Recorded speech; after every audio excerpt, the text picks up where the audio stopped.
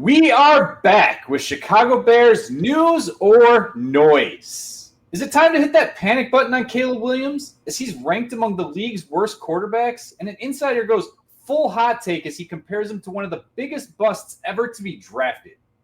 The left tackle battle gets even messier as we head into week 2 of the NFL preseason, and a beloved youngster gets a wake-up call from his positional coach. I'm Rob Schwartz with Bear Goggles On, and with me tonight is Bob Weiss. Get ready. This is the Halas Huddle. And you are going to want to make sure you are subscribed to our channel. We have a great promotion going on right now. We're on a path to 1,500 subscribers. If you subscribe now and comment on any video from now until we get to 1,500 subscribers, you'll be entered into a drawing to win a free Chicago Bears jersey of your choice, a free FOCO bobblehead, or a free Halas Huddle t-shirt. So make sure you subscribe right now. That Halas Huddle t-shirt, man, that should be the grand prize. I'm telling you. All right, Bob, let's get into it. Today at practice, Theo Benedette appears to be entering the starting left tackle position battle with Braxton Jones and Ozzie Trapilla. Kyron Amagaji looks like he's officially out of contention. I don't know if it was the injury or just that he's just not, meeting expectations. News or noise? The fact that there isn't a front runner at the left tackle position for the Chicago Bears at this point in training camp is not just messy, but a major concern. So I'm going noise on this one. I think I might be in the minority, just on my opinion. You people who watch the Halas Huddle a little regularly, you know that I am a Braxton Jones backer. And the longer this competition goes on with nobody pulling ahead, the more it just goes to just stick with Braxton Jones as your starter, and I am okay with that. So I am not hitting the panic button right now in that there isn't a clear leader. Braxton Jones is a perfectly adequate starting left tackle for you, and I'm going to enunciate this again. I want Braxton Jones to play well this year, so he goes and signs a large free agent contract with another NFL franchise, and the Chicago Bears will be awarded a 3rd or 4th round draft pick. And as long as the Bears don't go overboard in free agency themselves, the Bears get a free 3rd or 4th round draft pick for starting an adequate starting left tackle and then being able to fill him from behind with a left tackle who's just as good. And Ozzie Trapilla must be just as good as Braxton Jones if no one is separating themselves right now. So I think Braxton Jones being your starter is the best case long-term. Obviously, short-term, if Ozzie Trapilla was just an absolute monster and he should be your no-doubt starter, great, put him out there. But clearly that hasn't happened yet. So I'm not worried. Braxton Jones is the starter. If no one else separates, no big deal by me. So I'm going to say noise for the fact that the news or noise says major concern. I do think, though, there is news in the sense that this should be a concern. We have 2 more preseason games. We're getting into the point where they are now going to have a second joint practice, right? They did the Miami Dolphins last week. They have the Buffalo Bills this week before their preseason game this Sunday. It's just one of those situations where, look, if you have 3 or 2 of something that are it means you really don't have a great of something, right? You just have a good something. And I know our whole thing is Braxton Jones is a slightly better than average left tackle. I agree with you in that perspective. I think he has a lot of upside in certain areas, but he has a lot of downside in others. My concern is, well, one, I never thought Theo Benedette would ever be in this conversation, and that's a little concerning to me. Why is Ozzie Trapilla doing second string reps as right tackle today instead of continuing on the left side? It's just a little bit alarming to me that this is the path that they're going on, where at this point I feel like you should be set at least with 4 out of your 5 positions. And they're probably just trying to give him some reps because they're probably expecting him to be the backup, and they are expecting Braxton Jones to be the starter. What's frustrating, though, is Dan Rochar, the offensive line coach, came out and said, look, what we see in practice from Braxton Jones is not what we saw in that game against Miami. And it wasn't all bad, but there was just way too many bad reps. And the hope is he's still just coming back from that ankle injury, and there's rust, and we're going to get to a point where he is meeting the expectations that you're putting out there.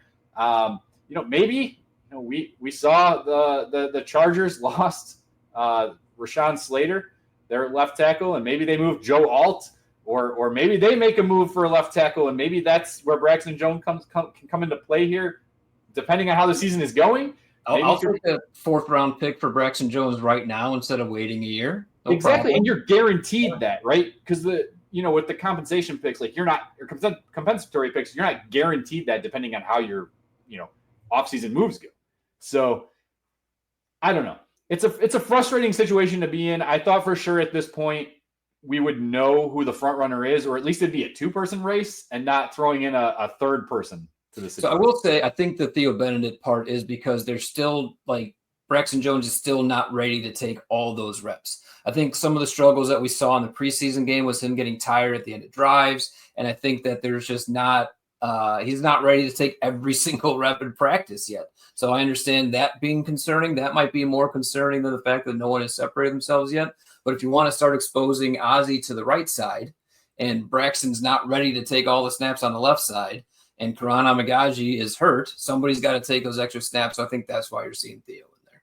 Yeah, and we saw Trapillo and Theo Benedict kind of interchange snaps because Trapillo came in and then Benedict came in and then Trapillo came back in with Addison Reed at quarterback. So it was kind of a weird thing of how they were doing reps there too. But I just want them to get it figured out.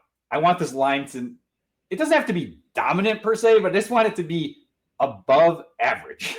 And I do think that, no matter what you think of Braxton Jones or what you think Ozzie Trapillo is going to be, we should get better left tackle play this year because of how good the interior should be upgraded this year. So either way, it should be better than last year. Yeah, you hit the nail on the head there. All right, let's move on.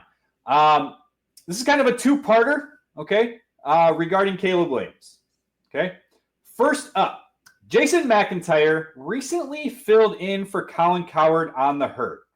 Okay, he had this bombshell hot take about Caleb Williams. I'm going to play a quick soundbite for you, and we're going to listen in and see what he had to say here. Bears are treating Caleb Williams like a rookie. So he has to unlearn everything he learned last year. Obviously, some of the videos are not great. The net missing video, not ideal, but I have a comparison that is kind of scary, but not off base, I think. Some pocket passing production from Caleb Williams. 24th in passer rating, 29th in yards per attempt in the pocket, 25th in completion percentage in the pocket. That's out of 34 quarterbacks, guys.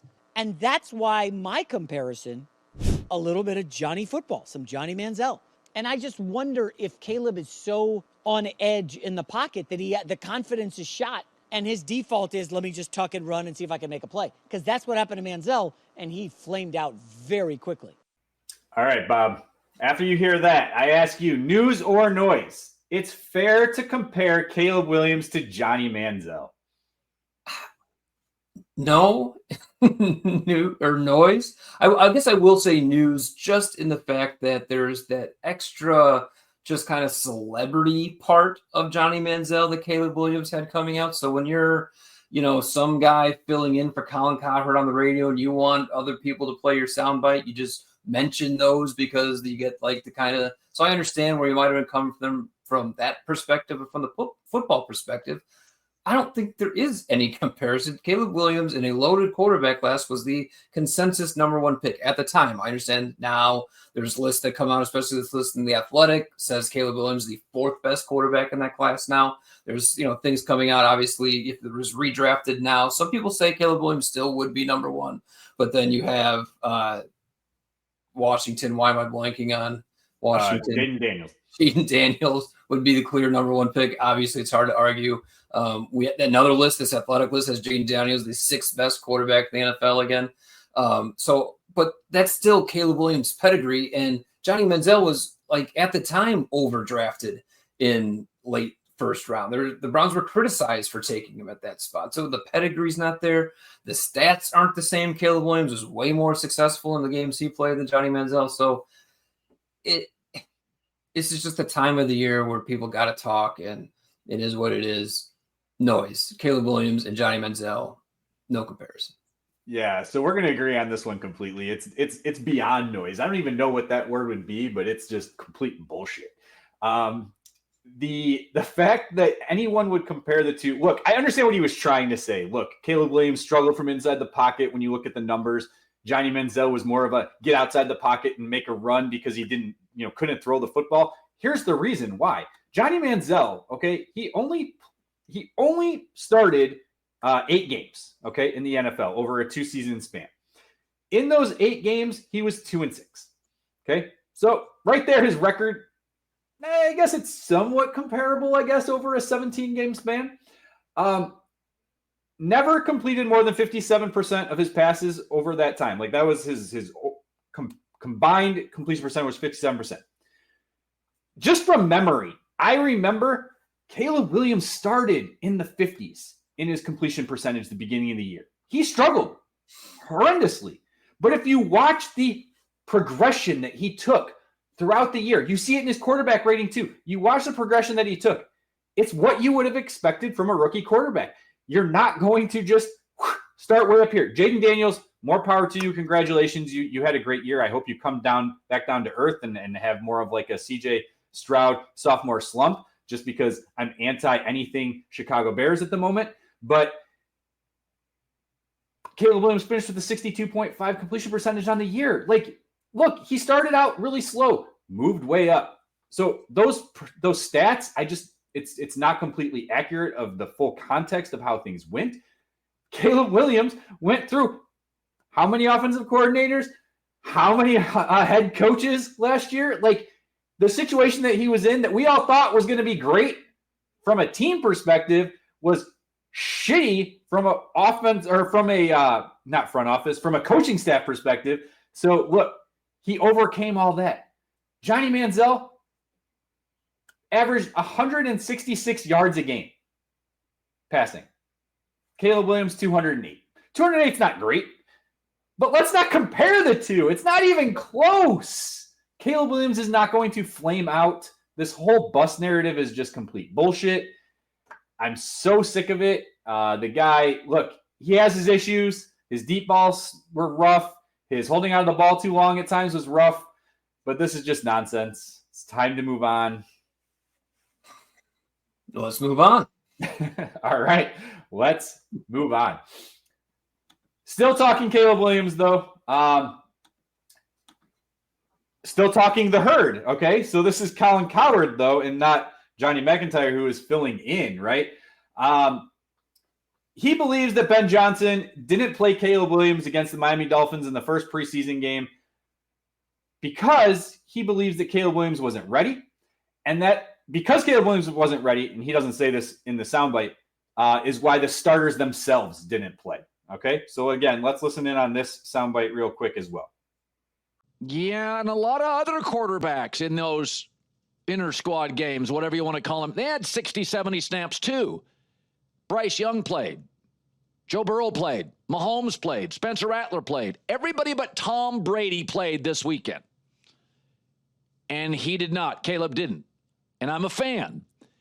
But there is a certain weight to this quarterback situation. I said it when he got drafted by Chicago. And it has now been reported by me and Seth Wickersham. This was not their first choice. This is a big, loud, aggressive media. It is a poorly owned franchise with a GM that got an extension based basically on one big trade that got him DJ Moore and draft picks.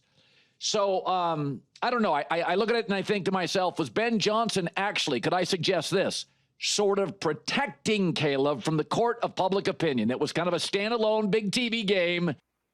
All right. News or noise, Colin Cowherd is right that Johnson shielded Caleb by not playing him and the starters versus Miami in the Chicago Bears' first preseason game.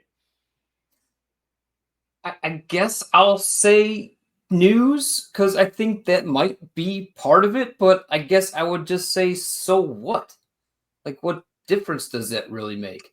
Tua played in the game, but he failed to score against the backups, right? Is Tua a better quarterback because of it, or are we criticizing Tua for that? Like, I don't get what the big deal is if Ben Johnson is protecting Caleb, other than Caleb needs to be protected. If that's what the story is, then I'd say I'm at the point of the preseason right now where I'm almost ready to start saying no excuses. Like we talked about this offseason, no excuses. Like I don't want to hear anymore that Caleb Williams is struggling, but there's a huge install, right? But he's still getting used to getting the plays in from a new head coach, or whatever the reason or excuse might be that it's still early in the preseason. Caleb Williams doesn't look good.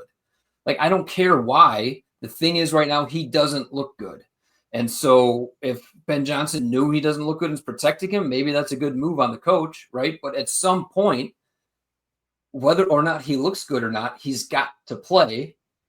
So I guess maybe is that what Cowherd is saying? Like, Caleb Williams isn't ready and he won't be ready? Or I guess I just don't understand exactly what the criticism still is from Cowherd here. But I mean, the criticism is he knows that it's going to get Chicago Bears fans riled up and talked about, right? Like, I mean, that's his job, right? He's kind of like a Skip Bayless. He's kind of like a, Stephen A. Smith or Shannon Sharp, who kind of became another Skip Bayless type. So you're right in the sense that I think you said it was news, right? But your point was you just don't care. I think it's news, but it doesn't bother me. Right. So okay. So let's get this out on the table right now. The Bear starters are playing against the Buffalo Bills on Sunday. It's been announced. Okay. There's no noise on that. It's news. Ben Johnson came out and said it in his press conference today. He talked about how Caleb Williams was able to get 60, 70 extra reps. Things that, I guess he did like before the preseason game, right? So like, I agree with you. I don't know. I guess I have to say news in the sense that I agree with you that he needs to be getting reps. There's no more excuses. I guess though, and it says here on the graphic, Caleb is the problem. Doesn't really match completely with what the news or noise part said. So in that regard, yes, it's news. He probably did shield him, but I don't know for sure he shielded just Caleb.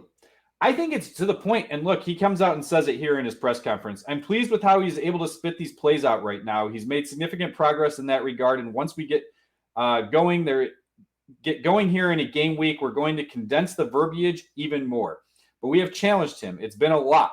That was by design, and so if we struggle at all in the huddle to get the play out, then the delays are going to pop up. This is all regarding like pre-snap penalties. But he also talks about, look, we had the same issues with Tyson Bagent. We had the same issues with Case Keenum. And it wasn't just them, right? It was wide receivers. It was offensive linemen. Like, there was multiple pre-snap penalties that came into the game against Miami.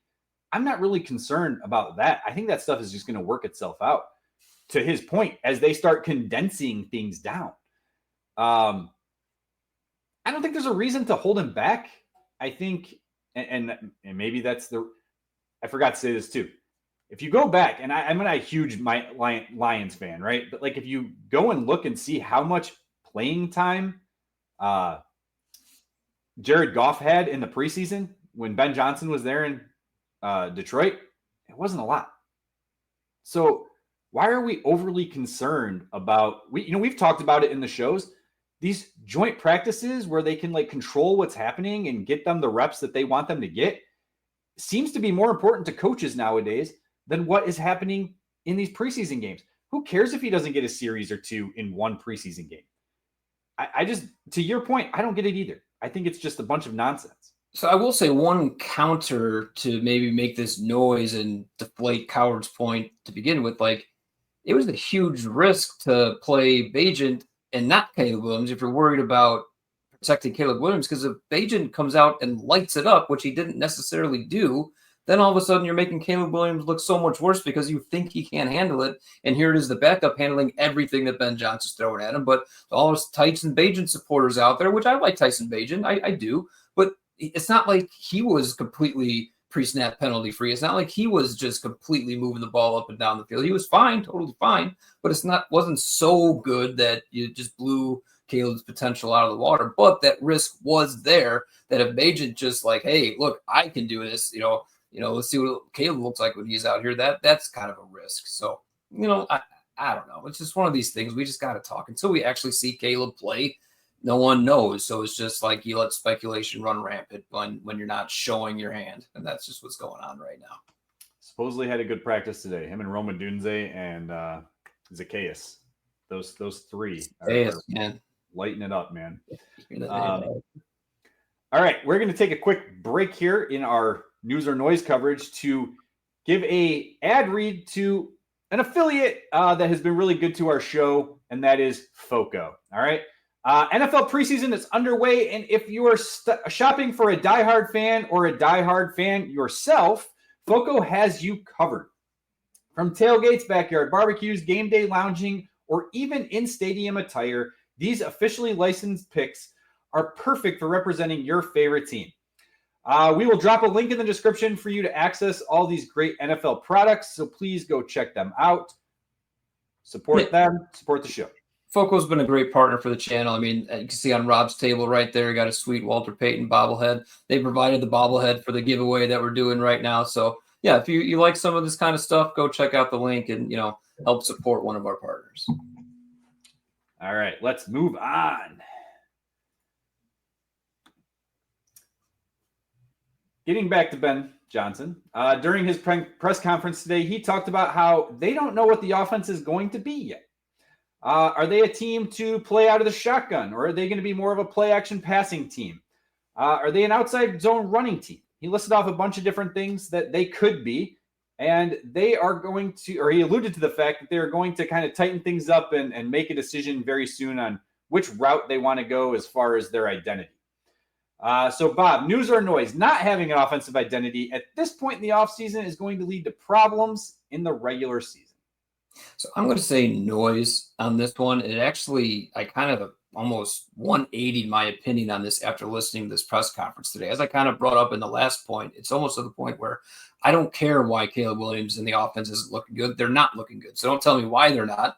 They're just not going to look good until they start looking good. And when they start looking good, then let's talk about that then. But I don't care what's going on between then and now. But hearing Ben Johnson give this explanation today about basically they just threw everything. And when I think up until now, I've kind of thought that when he said we're not going to make it easy, it was like they're giving him the full playbook or whatever. I know there's not really playbooks, but all the concepts all at once, all this stuff. And like, he's going to be drowning underwater until he can finally learn how to swim it all. But actually what it seems like they're doing is they're throwing literally every concept that you run in the NFL all at once. They're going to see what works, and then they're just going to chop that down to like 40% and just like make it a hell of a lot easier once the games actually come. And I just really like the way that sounds and the way he explained it today. So I'm going to say absolutely noise on this. And I think he absolutely does have a plan. He talked about this not being easy. At one point, I think he talked about like swinging a bat with a donut in the on deck circle. And then all of a sudden it'll be easier once you lift all the weight. So the fact that they don't even have their run block scheme, like completely set in stone, like Ben Johnson's not an idiot. He knows you need to have a run block scheme, but that just shows that like Caleb's taking these massively long calls to the line of scrimmage where the run blocking scheme might be different from call to call, right? So it just gives credence to why things aren't looking so hot right now and gives you confidence that when the time comes, it should look better because it's going to be way easier. So we try to not always agree, especially for these news or noise episodes. So sometimes we'll just kind of be the counter argument. And in this case, I want to be, but I can't be. But I am going to have a little bit of a different perspective than what you put out there. So I am going also noise. I don't think it's that big of a deal that they don't know what their offensive identity is at this point. Look, it was just a week ago that they got their full install prior to the week with Miami, right? So now, look, they're taking that full thing and they're bringing it back down. And my assumption is that by the time they get to week one, they're going to have a better idea. However, I don't even care if they don't have a full offensive identity by week one, because it's very common in the NFL, especially in the beginning of the year, we'll see a team like the Jacksonville Jaguars or the Tennessee Titans come out and beat a juggernaut, right? And then come week two, things kind of just settle back down. Week three, things start to settle back down. So it's not going to be alarming to me if we don't know what's going on. What I'm going to expect, and this is extremely happy to me to hear how great the defense is playing, both in practice and against other teams, right, is the defense is going to carry them for the first week or two. And if they don't have an offensive identity by week 4, week 5, that's going to be a problem. But right now, I'm not overly concerned. This isn't going to be the Matt Nagy, it's week 10. Yeah, we don't know what our offensive identity is at this point. I wasn't brought in here to run the I formation, right? Blah, blah, blah, blah, blah. But the I formation was fucking working, and then you just kind of go back to what you were doing wrong, right? So I don't expect that to happen, because here's what is happening. You're hearing accountability for every type of player. It doesn't matter what player you are, you're being held accountable, right? The attention to details are extremely, extremely important. Luther Burden getting mad props for what he has done over the last couple of weeks, because prior to that, it seemed like he didn't know what was going on, and something clicked over the last week. Maybe he put in the time, maybe he put in the effort. I don't know what it is, but he's getting props from the coaching staff too. Speaking of Tyson Bagent, just throw it back here, completely missed Luther Burden for a touchdown in that Dolphins game on a corner route that he was just wide open. Just a pile-on throw, and it's dumped it off to I think it was Carlson. Burden or nobody, and 100%. Yeah. So again, not overly concerned. It will be a problem if it's not something we're seeing by week 4, week 5 in the season. So I guess the one counter is, if Ben Johnson was providing a more focused offense at this point in camp, then maybe they would have a firmer grasp of it now, and then they really could become masters of it as the season goes along. But it might, to your point, might take, once things get condensed, it might take a few weeks to really kind of master that until week 3 or week 4. 100%. All right. Speaking of accountability, okay. Offensive line coach Dan Rochar hits Darnell Wright with an honest, off-the-cuff assessment that has many Chicago Bears fans floored. Let me get the quote for you exactly. I'm excited because I haven't heard this quote yet. So let's go. Dan Rochar on right tackle Darnell Wright. A little bit too inconsistent. There's moments when we look at it, when he loses focus or fatigue starts to set in. We see a decline in play. But when he's on point, I've seen Darnell do some things that you get excited about. He's just not been able to stack it play after play after play, which isn't uncommon for a young player. There are moments where I've seen the growth. Is it as fast as I want it or he wants it to be? No. My job is to inspire and get him there and understand exactly what we're doing and challenge him when it's not right. So, based on that quote, news or noise, Rochar's assessment of Wright is too harsh and out of touch with what we have seen from the young right tackle thus far. Noise. I'm going noise. I love it. It's accountability. It is saying we have a top 10 pick, a supreme athlete who shows all the potential in the world to be an all-pro, and he's not playing like an all-pro yet. Like it's pretty that simple. Like we know he's fine. He's better than Braxton Jones, who I've kept describing as fine, but you want the best out of everybody. And Darnell Wright should be dominating the NFL. Obviously, Dan Rochar thinks he can be dominating the NFL. So rather than just settling and being, hey, I'm a pretty good right tackle in the NFL, I'll make some nice money on my next contract, let's hold these guys accountable and push them to their maximum limits, and let's get an all-pro at right tackle for the Chicago Bears. Damn it. All right. I'm also going to say noise. I'm going to go a little bit different route here. In the sense that, and I'm going to throw it back and I'm going to come up with a counter argument though as well. So I'm going to start with noise just to build off of what you had just said. Look, these are NFL players. They're not children. Like, this is what he's supposed to do. Get on his ass, ride him, make him better. There's no reason for Darnell Wright or fans to be upset about this. I fully expect coaches to push these guys to the limits. And if he's saying, look, you're looking good here, and then, what was this? Are you taking the play off? Like, you're an offensive lineman. You don't get a time to take a play off. You're going 100% every time you're on the field. You're not a wide receiver who's not, the fourth route on an option that you can just kind of half-ass it at times. And even then you shouldn't be doing it, DJ Moore. But it happens, right? You see guys do it. That was a shot that I probably shouldn't have taken, but that's okay. Now, to be a little bit on the counter end, I will say Darnell Wright has been a top 10 right tackle in the league the whole time he's been in the NFL, in my opinion. I think he has played in an all-pro level. The problem is that there's only so many offensive linemen who can be voted in as all-pro tackles. There's only so many right tackles who are taken into the Pro Bowl. But I think he has been dominant. And I was a not tooting the horn of Darnell Wright as the 9th or 10th pick in the draft when he was coming out. I thought he was more like, early 20s, late teens. And I was concerned about him in the system. Now we're in a completely different system, so it doesn't really matter. But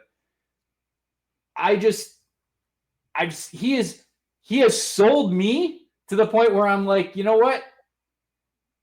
I don't really understand why we're overly concerned about pushing him, because I think he's going to push himself.